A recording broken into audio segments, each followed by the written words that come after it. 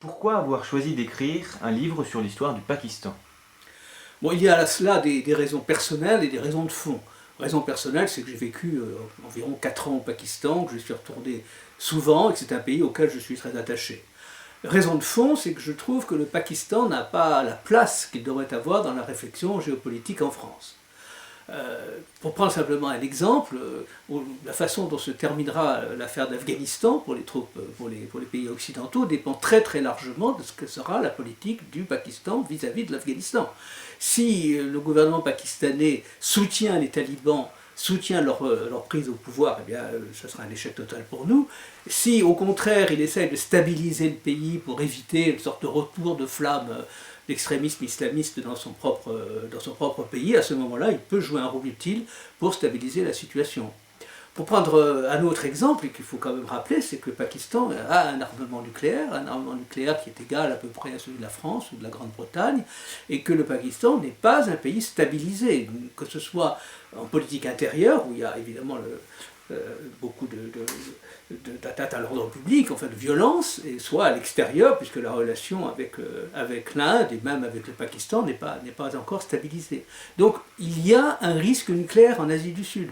Bon, ce risque n'est pas énorme, hein, il est même petit, il est même très faible, mais il existe. Et c'est peut-être la seule région du monde où il y a un risque nucléaire aujourd'hui. Et puis enfin, il faut rappeler que le Pakistan est le second État islamique musulman du monde, que dans probablement 30 ans, il sera le premier État musulman du monde.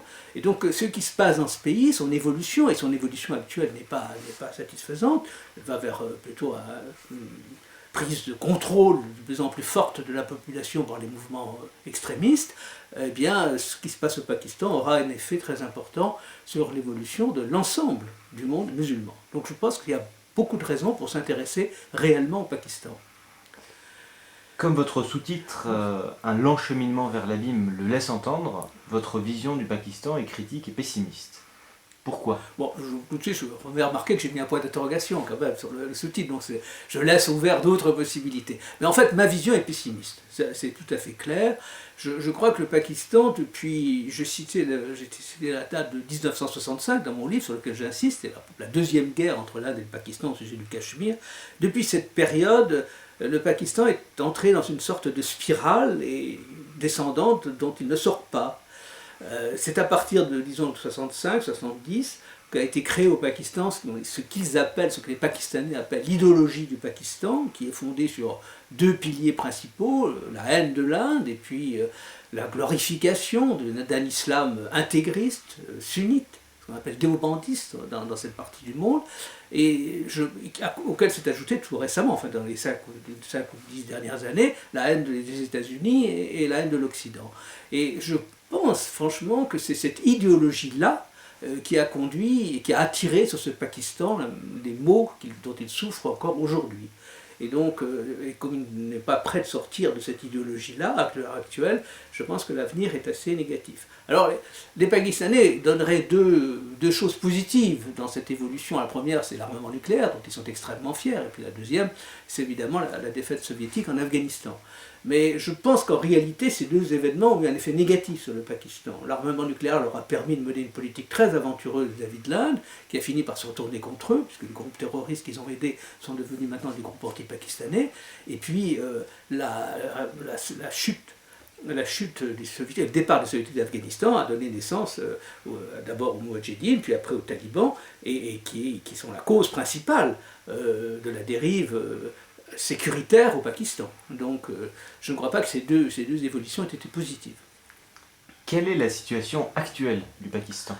Alors, le Pakistan vient de connaître une élection législative il y a juste un an, hein, c'était le 11 mai 2013, et un nouveau gouvernement a été mis en place et qui est dirigé par M. Nawaz Sharif, qui est le leader incontesté d'un parti politique important, qui est la Ligue musulmane du Pakistan.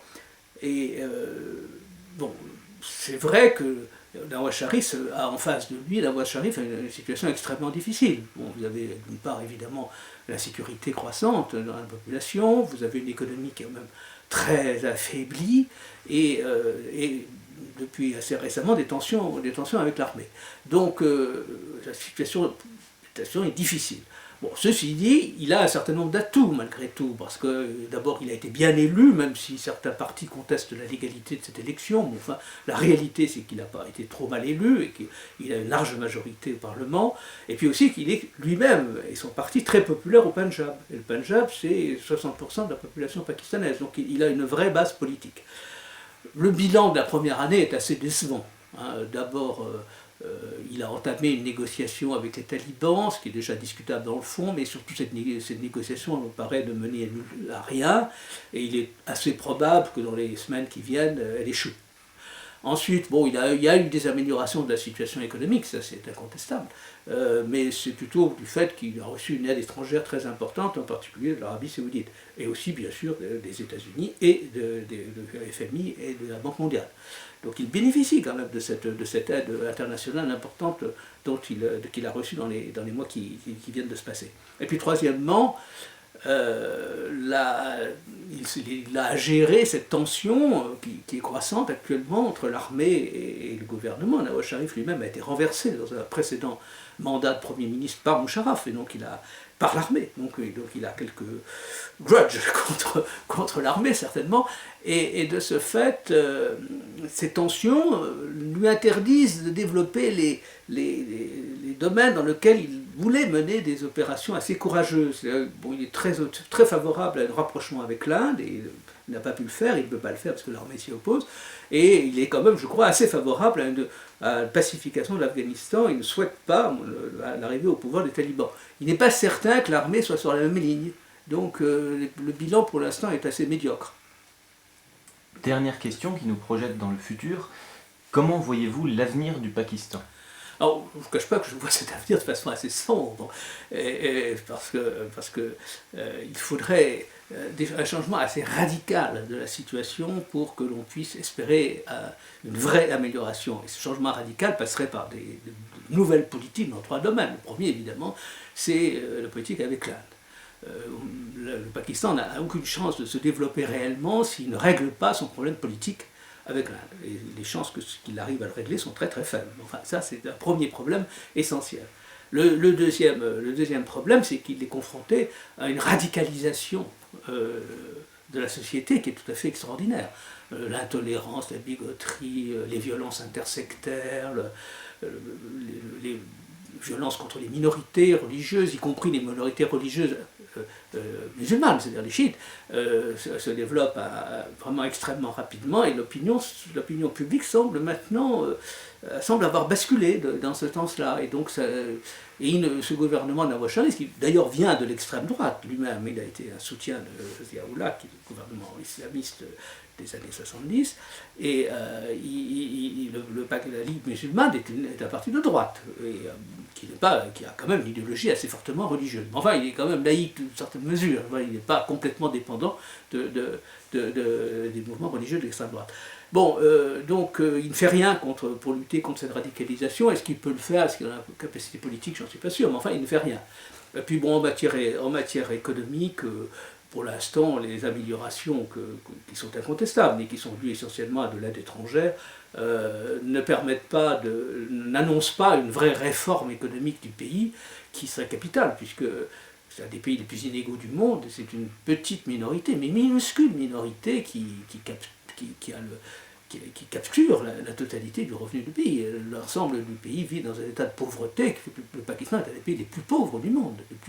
Il y a certaines régions au Pakistan qui ont des chiffres qui sont inférieurs à ceux des parties les plus pauvres de l'Afrique. Donc on est dans une situation économique quand même extrêmement difficile, et là aussi, pour sortir de cette situation économique, il faut un certain nombre de réformes politiques fondamentales ou économiques fondamentales que le gouvernement Nawaz Sharif n'a pas l'air de vouloir faire.